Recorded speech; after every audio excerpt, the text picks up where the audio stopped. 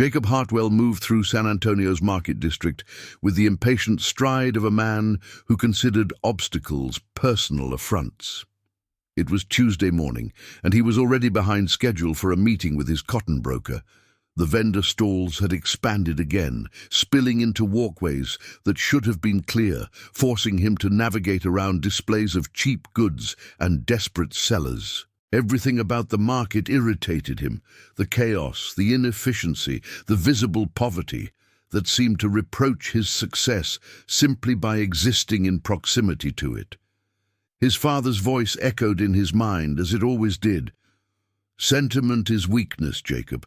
The world respects only strength and results." At 40, Jacob had built his life around that principle. His farm was the most productive in the region, his business reputation beyond question. He'd sacrificed personal comfort and human connection to achieve this success, but that was simply the price that winners paid. Then he saw the textile stall blocking his usual path. The display was modest. Embroidered fabrics hung from a wooden frame, their colors vivid against the dusty street.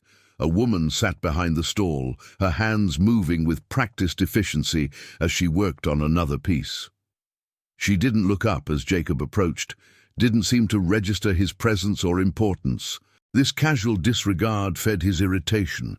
Jacob stopped directly in front of her stall, his shadow falling across her work. He said loudly enough for nearby vendors to hear that the market was becoming impossible to navigate, that people peddling handwork should find real employment instead of cluttering public spaces with trinkets. His tone made clear he considered such work beneath dignity, a sign of laziness or lack of ambition. The woman's hands stilled. For a moment, Jacob thought she'd apologize or defend herself, providing him the satisfaction of having asserted appropriate hierarchy. Instead, she slowly raised her head and looked at him directly. Rosa Delgado's eyes met Jacob's with such unexpected force that he actually took an involuntary step backward. They were dark brown, almost black, but luminous, with something Jacob couldn't name or categorize. In her gaze, he saw no fear or anger, no pleading or resentment.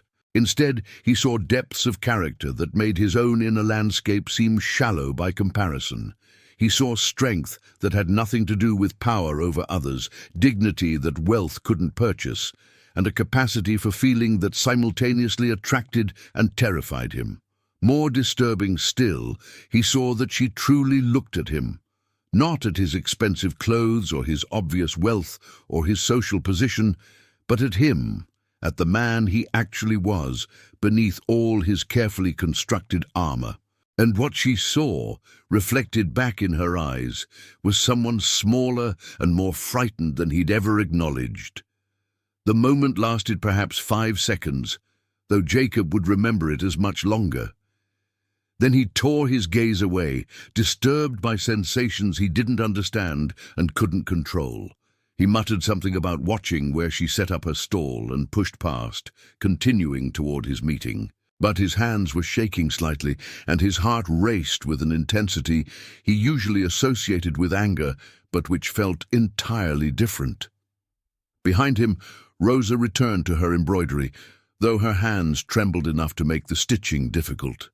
She'd felt it too, that sudden, devastating connection, that moment when two people see each other without pretense or protection. Jacob tried to forget the encounter. He threw himself into farm work with renewed intensity, spending long days in the fields, supervising workers with even more critical attention than usual. He reviewed accounts, negotiated contracts, planned expansion with the focused determination of someone trying to exhaust himself into not thinking.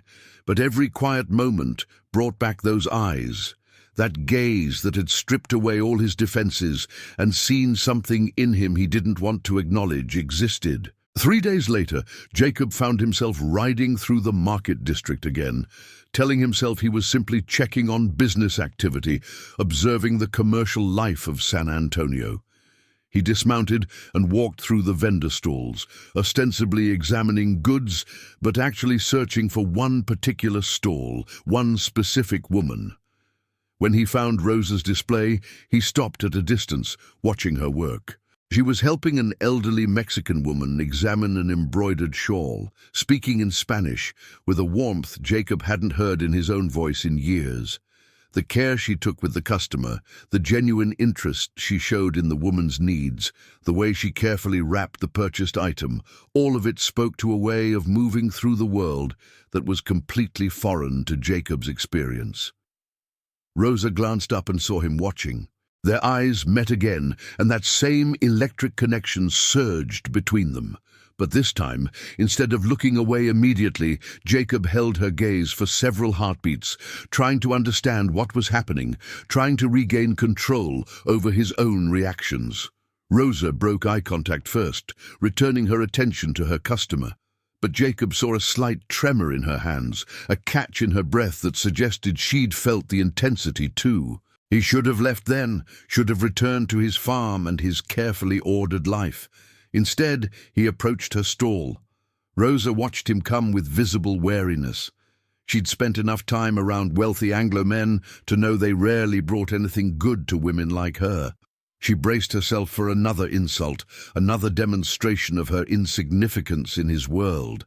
But Jacob surprised them both by asking about the embroidery, inquiring about the techniques and time required. His tone wasn't warm exactly, but neither was it the calculated cruelty of their first encounter. Rosa answered cautiously, explaining the traditional methods her grandmother had taught her, the hours of work each piece required. She was careful not to sound like she was pleading for sympathy or justifying her prices. She maintained her dignity, even while explaining her circumstances. Jacob listened with an attention that felt almost aggressive in its intensity. He asked probing questions about her business, how many pieces she could produce, what her costs were, who her customers were. Rosa realized he was applying his analytical mind to her work, trying to understand it the way he'd understand any business operation. Despite herself, she found this approach less offensive than the automatic dismissal most wealthy people displayed. Finally, Jacob asked bluntly, "Did she make enough to live on?" The personal nature of the question was inappropriate, crossing boundaries that should have existed between them. But something in how he asked it, not with pity, but with genuine curiosity, made Rosa answer honestly. She said she made enough to survive day to day, to feed her family, to maintain her mother's medicine. She didn't make enough to save, to plan beyond immediate needs, to imagine a future different from her present. Jacob absorbed this information with visible discomfort. Then he did something completely unexpected. He purchased one of her most expensive pieces, a large embroidered tablecloth that had taken her 2 weeks to complete. He paid her asking price without negotiation, which no customer had ever done. The tablecloth sat in Jacob's empty dining room, looking out of place among his austere furnishings. He'd bought it on impulse, driven by feelings he couldn't articulate, and now didn't know what to do with it. The embroidery was objectively beautiful. Even his critical eye could recognize the skill and artistry involved. But its presence in his home unsettled him, a splash of color and warmth in spaces designed for function rather than comfort. Jacob found himself studying the stitching in the evenings, tracing the intricate patterns with his fingers, imagining Rosa's hands creating each careful detail. The intimacy of this felt almost transgressive, connecting him to her labor and her life in ways that violated the distance he'd always maintained between himself and the people who existed at the margins of his world. He began returning to the market regularly, always with some plausible excuse for being in that area. He'd stop by Rosa's stall, sometimes making small purchases, other times just engaging in brief conversations about her work. Rosa maintained careful boundaries during these encounters, answering his questions but volunteering little personal information. She'd learned wariness through experience, Wealthy men who showed interest in poor women rarely had honorable intentions. Yet she couldn't deny that she felt something during their interactions, something beyond the practical assessment of a potential customer. Jacob was different from what she'd initially perceived. Beneath his arrogance and emotional armor, she glimpsed a man profoundly lonely, trapped in a life he'd built but didn't actually want, afraid of the vulnerability that real connection required. Other market vendors noticed Jacob's regular presence at Rosa's stall, and gossip began to circulate. Some speculated about his intentions with knowing cynicism. Wealthy men took what they wanted from poor women. Everyone knew the story. Others wondered if something more complex was developing, though that seemed almost as improbable as genuine romance. Rosa heard the whispers and knew she should discourage Jacob's visits. Whatever was growing between them had no possible future. The social distance between a wealthy Anglo farmer and a poor Mexican vendor was unbridgeable in 1889 Texas. Even if Jacob's interest was genuine rather than predatory, acting on it would destroy both their reputations and accomplish nothing beyond temporary satisfaction followed by inevitable pain. But when Jacob appeared at her stall, when their eyes met, and that electric connection surged between them, Rosa found herself unable to send him away. She told herself she was simply being practical. He was becoming a regular customer. His purchases helped support her family. But she knew the truth. She was drawn to him as powerfully as he was to her, fascinated by the man she sensed beneath his harsh exterior, hoping against reason that something real might develop. One evening, as Rosa was closing her stall, Jacob appeared and asked if he could walk her home. The request was so unexpected and inappropriate that Rosa's first instinct was refusal. Accepting would fuel the gossip, would cross a line from commercial transaction to personal relationship. But something in Jacob's expression, a vulnerability he was trying unsuccessfully to hide, made her agree. They walked through San Antonio streets as the sun set, painting adobe walls in shades of gold and orange. They didn't touch, maintained proper distance, but the awareness between them was almost physical in its intensity. Jacob asked about her family, and Rosa found herself sharing details she'd intended to keep private. Her father's death, her mother's illness, her siblings' needs. Jacob listened without the pity she'd learned to hate, responding with practical questions about medical care and family support. Then he shared something unexpected. His own father had been cruel and unforgiving, had taught him that feeling anything was weakness, that the world was a battlefield where only the strong survived. Jacob had built his life according to those principles, achieving success, but never happiness. Jacob's foreman, a gruff man named Bill who'd worked for the Hartwell farm for 20 years, finally said what others were thinking. People were talking about Jacob's visits to the Mexican vendor woman, and the talk wasn't kind. Bill didn't voice judgment. He was too pragmatic to care about his employer's personal life, but he warned that Jacob's reputation in the business community could suffer if the appearance of impropriety continued. Jacob's first response was anger at being questioned about his private affairs, but he knew Bill was right. Texas society in 1889 had clear rules about relationships between Anglo men and Mexican women. Wealthy men could exploit poor women with relative impunity, but actually courting one, treating her with respect and interest, that violated social norms in ways that would damage his standing. He should end whatever was developing with Rosa. The logical, practical choice was to stop visiting her stall, to forget about eyes that saw too much and made him feel too deeply. That's what his father would have counseled. Never let emotion override self-interest. Never make yourself vulnerable. For 3 days, Jacob stayed away from the market. He forced himself to focus on farm business, to think about expansion and profits and all the things that had mattered before Rosa. But the emptiness of his life, which he'd successfully ignored for years, now felt unbearable. His large farmhouse echoed with silence. His meals were solitary and joyless. His success felt hollow when there was no one to share it with, no one who saw him as anything beyond his wealth and position. On the fourth day, Jacob rode to the market and found Rosa's stall empty. Another vendor explained that Rosa's mother had become seriously ill, requiring medicine the family couldn't afford. Rosa had stayed home to care for her, missing market days that meant missing income they desperately needed. Jacob located Rosa's home through inquiries he told himself were simply practical concern. The small house in San Antonio's Mexican Quarter was modest but scrupulously clean. When Rosa answered his knock, her surprise at seeing him was evident, as was her exhaustion. She looked like she hadn't slept in days, her beautiful eyes shadowed with worry. Jacob asked about her mother's condition, and Rosa explained the illness and the expensive medicine required. She spoke without pleading, maintaining her dignity even in crisis, but Jacob could see the desperation beneath her calm surface. Without thinking, without calculation, Jacob said he would pay for the medicine and the doctor. Rosa's immediate response was to refuse.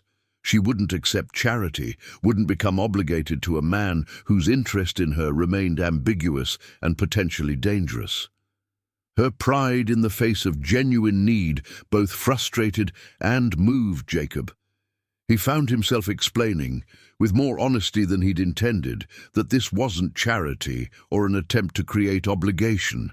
He simply couldn't stand the thought of Rosa suffering when he had resources to help. He cared about her, though he barely understood what that meant or how it had happened. Rosa studied him for a long moment, searching his face for ulterior motives, for the trap that experience had taught her always existed. But what she saw was genuine emotion, a man struggling with feelings he'd spent his life suppressing, offering help not to control her but because he couldn't bear not to. Slowly, carefully, Rosa accepted his offer. She led him to where her mother rested, introduced him with quiet formality. Jacob met Rosa's family, her mother, her 17-year-old brother Miguel, her 15-year-old sister Elena, and saw the life Rosa was struggling to sustain.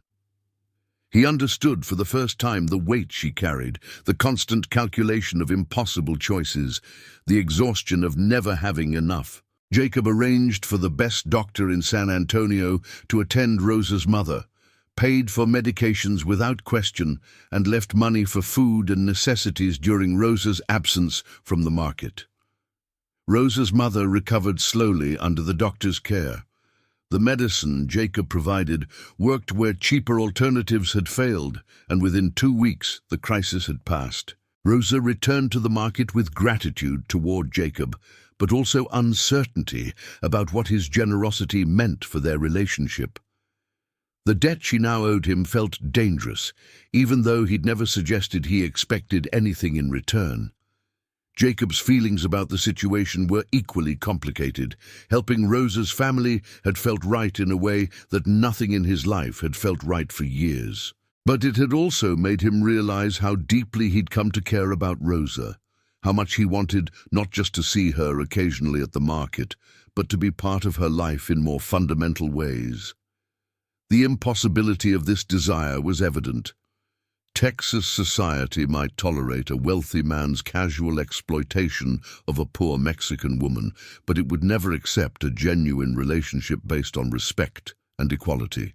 If Jacob pursued Rosa openly, she'd face social consequences far worse than those he'd experience. Yet the alternative, walking away and returning to his empty life, felt increasingly impossible. Rosa felt the same pull, the same awareness of impossible desire. When she saw Jacob approaching her stall, her heart lifted in ways she'd trained herself not to feel. When their hands accidentally touched during a transaction, electricity shot through her that had nothing to do with the simple contact. When their eyes met, the connection between them seemed to vibrate with unspoken feelings that grew more powerful each time they resisted acknowledging them. One evening, Jacob asked Rosa to have dinner with him at a restaurant in the Anglo part of town. It was a bold request, breaking unspoken rules about where people like them could appear together. Rosa's first instinct was refusal. Accepting would make their relationship undeniably public, would subject both of them to judgment and hostility. But she was tired of denying what she felt, tired of letting fear dictate all her choices. She said yes. The dinner was both wonderful and awful. The restaurant staff treated them with barely concealed hostility, seating them in the most isolated corner as if their presence might contaminate other diners. Several of Jacob's business associates saw them together, their reactions ranging from knowing smirks to genuine shock. Rosa felt every judgmental glance, heard every whispered comment, understood exactly how she was being perceived and labeled. But across the table, Jacob looked at her with such open admiration and genuine interest that the hostile atmosphere faded into background noise. They talked for hours about everything and nothing, her childhood memories of her father, his regrets about the hardness he'd cultivated, her dreams for her siblings' futures, his growing recognition that success without connection was failure by any measure that actually mattered. They discovered surprising common ground. Both valued honesty and hard work. Both had been shaped by harsh circumstances into people stronger and lonelier than they'd intended to become. Both hungered for connection they'd learned not to expect. As Jacob walked Rosa home through San Antonio's nighttime streets, the awareness between them had become impossible to ignore. They stopped in shadow near her house, and for a long moment simply stood looking at each other, the air between them charged with everything unsaid. Jacob reached out slowly, giving Rosa time to refuse, and gently took her hand. The touch sent electricity through both of them, a physical confirmation of the emotional connection they'd been building. Rosa's breath caught, and she saw in Jacob's eyes reflected desire and fear. Then, with careful deliberation, Jacob raised her hand to his lips and kissed it gently, a gesture of respect and longing that made Rosa's eyes fill with tears. The intimacy of the moment was almost unbearable in its sweetness and its impossibility. The consequences of their public dinner arrived swiftly. Jacob's business associates began distancing themselves, expressing concern about his judgment and reputation. His cotton broker suggested, not unkindly, that Jacob's personal life was becoming a liability that could affect their professional relationship. The banker who'd always approved his loans suddenly required additional documentation and expressed worry about Jacob's stability. Most painful was the visit from his foreman, Bill, who explained that several of Jacob's workers had quit, unwilling to work for a man they viewed as having violated racial boundaries. The practical impact on farm operations was significant, but Bill's real concern was that Jacob seemed to be destroying everything he'd built for a relationship that couldn't possibly last. In San Antonio's Mexican community, Rosa faced different but equally harsh judgment. Some viewed her relationship with Jacob as betrayal, consorting with the enemy, giving herself to a wealthy Anglo who'd inevitably use and discard her. Others saw her as a fool who'd fallen for the oldest trick in the book, believing a rich man's temporary interest meant genuine commitment. The market vendors, her community and colleagues treated her with new wariness. Several stopped speaking to her entirely. One older woman told Rosa bluntly that she was shaming her family and her people by allowing herself to be seen publicly with Jacob, that everyone knew how such arrangements ended. Rosa's brother Miguel confronted her directly, angry and afraid. He said Jacob would ruin her reputation and then leave. That powerful Anglo men never actually committed to Mexican women, that Rosa was risking everything for a fantasy. Their mother, still recovering from her illness, looked at Rosa with worry and said gently that sometimes the heart wanted what would destroy it, and wisdom meant recognizing the difference between love and self-destruction. The pressure was crushing from both sides. Jacob and Rosa met secretly one evening, away from judgment and gossip, to discuss what was happening. Jacob admitted that his business relationships were suffering, that people who'd respected him now questioned his judgment. But he said this with more curiosity than distress, as if discovering that the approval he'd worked his whole life to earn mattered less than he'd thought. Rosa shared her community's reaction, the sense of betrayal, the accusations of foolishness, the warnings about inevitable abandonment. She spoke without asking Jacob to fix anything, simply explaining the cost their relationship was exacting from her. They sat in silence for a while, each processing what continuing their relationship would mean. Jacob said slowly that he'd never been in love before, had never allowed himself the vulnerability it required. But he thought what he felt for Rosa was love, the way she filled empty spaces in his life he hadn't known existed, the way her presence made him want to be better than he'd been, the way losing her felt worse than any business failure. Rosa admitted she felt the same, but she also said that love alone wasn't enough. They lived in a world with rules and consequences, a society that wouldn't accept them, even if they were willing to pay the personal costs. Was that fair to her family? Was she selfish to risk their social position and opportunities for her own happiness? Jacob wrestled with the question. His instinct was to say that they could overcome anything together, that their feelings mattered more than social approval. But he was beginning to understand that his privilege meant consequences fell differently on them. He'd lose business relationships and social standing, but Rosa would lose her community, her reputation, possibly her family's acceptance. His choice to love her was brave. Her choice to love him was potentially devastating. Jacob spent a sleepless night confronting himself with an honesty that felt like removing layers of protective armor.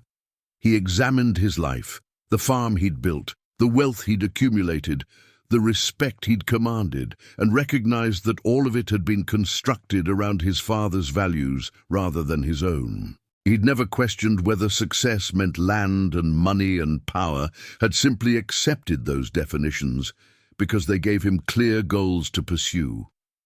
Meeting Rosa had forced him to ask different questions. What was wealth for if it couldn't be shared? What was success worth if it meant emotional isolation? What kind of man did he want to be? One who played by society's rules and maintained empty respectability, or one who chose authentic connection despite the costs? By morning, Jacob had reached a decision that both terrified and liberated him. He didn't just want to continue seeing Rosa secretly, enduring society's disapproval while maintaining the facade of his old life. He wanted to fully commit to her, to build a life together that honored both their backgrounds, to prove that love across social divides was possible if people had courage to insist on it. But he also recognized that his desires didn't matter unless Rosa chose the same path. She had far more to lose than he did, faced harsher consequences, supported a family that depended on her. He couldn't ask her to sacrifice everything unless he was offering something real and permanent in return. Jacob went to Rosa's home that afternoon and asked to speak with her and her family together. The formality of the request surprised them, but they agreed. In their modest living room, with Rosa's mother Miguel and Elena present, Jacob spoke with more vulnerability than he'd shown anyone in his adult life. He said he'd fallen in love with Rosa, that meeting her had made him recognize how empty his successful life had been. He acknowledged the social barriers between them, the costs that pursuing their relationship would exact from everyone involved. He didn't minimize the difficulties or pretend everything would be easy. Then he asked Rosa to marry him, not as a casual proposal, but as a deliberate choice to build a life together, to face society's disapproval as partners, to create something new from their different backgrounds. He offered financial security for her family, but made clear that wasn't meant as payment or persuasion. It was simply recognition that her choice affected them, and they shouldn't suffer for her decision. Rosa's family reacted with stunned silence. Miguel spoke first, suspicious and protective, asking what guarantees Rosa had that Jacob wouldn't abandon her once the novelty wore off, once the social costs became too high. Jacob answered honestly that there were no guarantees beyond his commitment, which he understood meant little given their short acquaintance. He could only offer his word and his willingness to demonstrate his sincerity through action. Rosa's mother studied Jacob with the assessing gaze of someone who'd survived by reading people accurately. She asked in Spanish what he thought marriage to Rosa would cost him. Jacob responded in halting Spanish, he'd been learning from Rosa, that it would cost him his social standing, many business relationships, the approval of people he'd worked years to impress. But keeping Rosa would cost him only the empty life he'd been living. Elena, Rosa's 15-year-old sister, surprised everyone by speaking up. She said she'd watched Rosa during the weeks since Jacob entered her life, seen her sister become more alive and hopeful than she'd been since their father died. Whatever happened, Elena believed Jacob's feelings were genuine, and Rosa deserved the chance to choose her own happiness, even if it meant risk. Finally, everyone looked at Rosa. She'd been silent throughout, listening to her family debate her future. When she spoke, her voice was steady but emotional. She said she did love Jacob, that their relationship had transformed her understanding of what was possible. But she also said that marriage between them would be difficult in ways none of them fully understood yet. Rosa didn't say yes immediately. She asked Jacob for time to consider everything the decision would mean, not just for herself, but for her family, and for him. She wanted to be certain that his proposal came from genuine commitment rather than romantic impulse that might fade when faced with sustained social opposition. Jacob agreed, though waiting was difficult. He spent the days working on his farm, but mentally preparing for the life he hoped to build with Rosa. He realized that marrying her would require more than just enduring social disapproval. It would mean fundamentally changing how he lived, integrating her family and culture into his world, learning to see everything through new eyes. After a week, Rosa invited Jacob to join her family for dinner at their home. It was a traditional Mexican meal her mother had prepared, and Rosa explained that if he was serious about joining their family, he needed to understand what that meant beyond romantic gestures. The evening was both comfortable and challenging for Jacob. The food was unfamiliar but delicious, the conversation mixing English and Spanish in ways that required him to listen carefully, the family dynamics warm but also governed by cultural expectations he didn't fully understand. He made mistakes, addressing Rosa's mother too informally, not understanding references to traditions and holidays, missing social cues. But he also showed willingness to learn, to ask questions without condescension, to accept correction with grace. Rosa watched him navigate her world with the same assessing attention she'd brought to understanding his.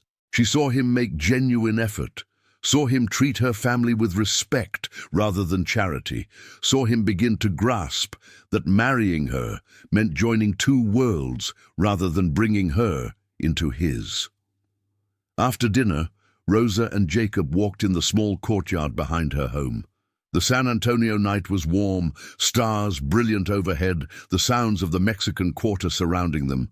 Music, conversation, life lived communally rather than in isolated prosperity. Rosa said she'd made her decision. She would marry Jacob, but only if they could agree on certain terms. She wanted a genuine partnership, not a relationship where his wealth and social position gave him automatic authority. She wanted their home to honor both Anglo and Mexican traditions, to be a space where her family was always welcome. She wanted him to continue learning Spanish, to understand her culture not as exotic novelty, but as the foundation of who she was. Most importantly, she wanted honesty about the difficulties ahead, no pretending the social costs wouldn't be real, no false optimism about easy acceptance. If they were going to build a life together, it had to be based on clear-eyed recognition of the challenges they'd face. Jacob agreed to all her terms. He said he didn't want to absorb her into his existing life. He wanted to create something new with her, a life that honored both their backgrounds and transcended the limitations of either. The marriage itself became a statement of their intentions, rather than a large traditional wedding in either the Anglo Church or the Mexican Catholic Church, both of which would have created uncomfortable dynamics. They chose a small ceremony in Rosa's home, officiated by a priest who understood and supported their choice. Jacob's foreman Bill attended, along with 2 other farm workers who'd stayed loyal. Rosa's family was there, along with several market vendors who'd come to respect her courage. The wedding was modest but meaningful, conducted in both English and Spanish, incorporating traditions from both cultures. Jacob placed a simple gold band on Rosa's finger, and Rosa gave him a hand-embroidered handkerchief she'd made, a symbol of the work and artistry she brought to their partnership. When they exchanged vows, both speaking promises they'd written themselves, there wasn't a dry eye in the small room. The reception was unlike anything Jacob had experienced, loud, joyous, full of music and dancing and food shared communally. He was pulled into dances he didn't know, taught steps by Rosa's relatives who laughed at his awkwardness, but also celebrated his willingness to try. He ate tamales and drank tequila and listened to songs in Spanish that Rosa translated, explaining the stories of love and loss and perseverance that Mexican culture carried in its music. The weeks following their marriage tested everything Jacob and Rosa had committed to. Moving Rosa into Jacob's farmhouse meant transforming it from a space designed for solitary efficiency into a home that could hold 2 people's lives and cultures. Rosa brought her embroidery, her cooking traditions, her family's photographs, her expectations about how daily life should be lived. The physical changes were immediate and sometimes jarring. The austere dining room where Jacob's purchased tablecloth had looked out of place now held Rosa's handmade textiles, colorful dishes, the warmth of actual daily use. The kitchen, which had been merely functional, became a space of creation where Rosa prepared meals that filled the house with unfamiliar but delicious scents. The bedroom, previously Spartan and impersonal, transformed into a space that reflected shared intimacy and Rosa's aesthetic sensibilities. But the deeper adjustments were more challenging. Jacob had lived alone for so long that sharing space with another person required constant recalibration. His habits, eating at irregular hours, working late into the night, maintaining rigid schedules, conflicted with Rosa's expectations of shared meals and daily rhythms. His instinct for solitude clashed with her cultural background of family, constantly present and involved. Rosa also struggled with the adjustment. The farmhouse, despite all changes, still felt like Jacob's space rather than theirs. She missed the constant presence of her family, the rhythms of the Mexican Quarter, the community and belonging she'd always known. The isolation of the farm, which Jacob had never questioned, felt lonely for someone raised in a densely packed neighborhood where everyone knew everyone. They had their first serious argument about Rosa's family visiting. Jacob had assumed visits would be occasional events, while Rosa expected her mother and siblings to be welcome any time, to treat the farmhouse as an extension of their own home. The disagreement revealed deeper assumptions about boundaries, family obligations, and cultural differences in how relationships were structured. They worked through it by talking late into the night, each explaining their expectations and listening to the other's perspective. They reached compromises. Rosa's family would be welcome regularly, but Rosa would give Jacob warning so he could prepare mentally.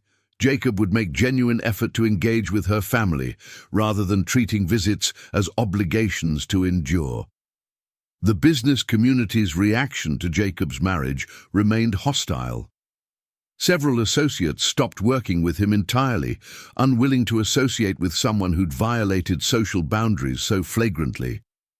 The banker who'd always supported his expansion suddenly expressed concerns about loans.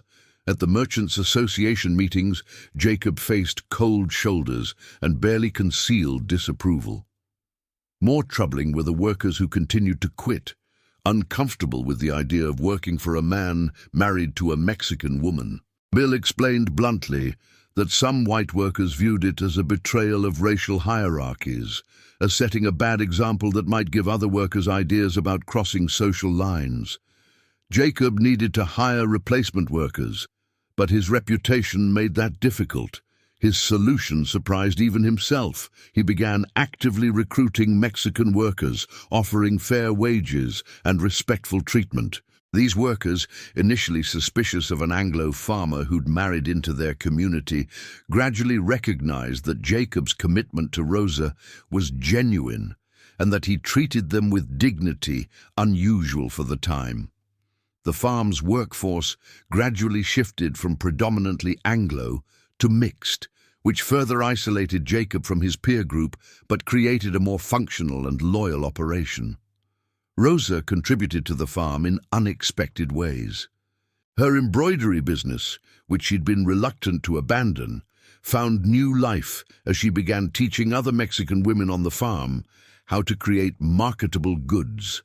She established a small cooperative that produced textiles sold in San Antonio, generating additional income for farm families while preserving traditional crafts. A year after their marriage, Jacob and Rosa had built something unprecedented in 1889 Texas.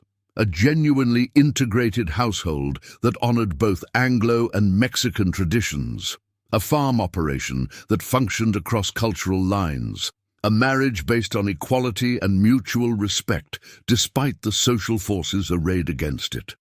The personal transformation in Jacob was remarkable to anyone who'd known him before. The arrogant, isolated man who'd mocked vendors in the market had become someone capable of genuine warmth, someone who prioritized relationship over accumulation, someone who understood that strength included vulnerability and that success meant building something larger than personal wealth. He'd learned Spanish fluently, could dance to Mexican music without embarrassment, understood cultural references and traditions that had been foreign a year ago. More fundamentally, he'd learned to see the world through Rosa's eyes, to recognize the daily prejudices she navigated, to understand how wealth and poverty shaped people's possibilities, to appreciate forms of richness that had nothing to do with money.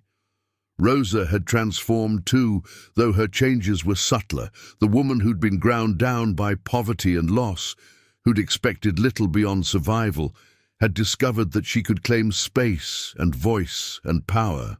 She'd become co-owner of a successful farm, mother figure to workers' families, teacher to women learning valuable skills, partner to a man who genuinely valued her perspective. The embroidery cooperative she'd established had grown beyond anything she'd imagined, providing income for dozens of families while preserving cultural traditions. She'd proven that her traditional skills and knowledge were valuable in the modern economy, that integration didn't require abandoning her heritage, but could instead mean finding new expressions for old wisdom. Their marriage remained controversial in San Antonio. The Anglo business community never fully accepted Jacob back, though some individuals came to grudging respect for the principled stand he'd taken. The Mexican community's reaction was mixed. Some viewed Rosa as a traitor, others saw her as a pioneer, proving that crossing cultural boundaries was possible. But Jacob and Rosa had learned to derive their sense of worth from their shared values rather than external approval. They built a community of people who supported their vision. Mexican families working on the farm, Anglo workers willing to see beyond prejudice, individuals from both cultures who recognized that the rigid boundaries of 1889 Texas needed to be challenged. One autumn evening, as the harvest was coming in and their first anniversary approached, Jacob and Rosa sat on their porch, watching the sunset over fields they'd worked together. The cotton was good that year, the farm profitable despite Jacob's reduced business network. More importantly, the operation felt alive in ways it never had when Jacob ran it alone. Workers' families living on the property, children playing, multiple languages heard, cultural traditions blending. Rosa was pregnant with their first child, a fact they'd shared with her family amid tears and celebration. The baby would be born into a world that wouldn't know quite how to categorize it, neither fully Anglo nor fully Mexican, claiming heritage from both cultures. This uncertainty was exactly what Jacob and Rosa hoped for. A child who might help create new possibilities for belonging that transcended the rigid categories of their time. Jacob took Rosa's hand, marveling as he always did at the delicacy of her fingers and the strength in her grip. He said that a year ago he'd been successful but empty, wealthy but alone, respected but unknown. Now he was somewhat less wealthy, considerably less respected by the people who'd once mattered to him, but happier than he'd imagined possible. Rosa smiled and said she'd been thinking about that moment in the market when their eyes first met, when she'd looked at him and seen past his arrogance to the frightened, lonely man beneath. She'd known in that instant that he was capable of transformation if he chose it, though she'd doubted he'd have the courage. She was grateful she'd been wrong.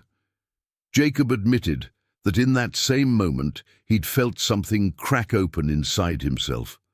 All the armor he'd built around his heart, all the certainty about how the world worked and who he should be, suddenly revealed as inadequate to the feelings Rosa's gaze awakened in him.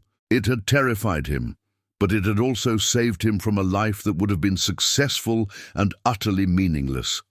They sat in comfortable silence as darkness settled over the Texas landscape, two people from impossibly different worlds who'd chosen each other despite every reason not to, who'd built a life together that honored both their pasts while creating something new. The road ahead would continue to be difficult.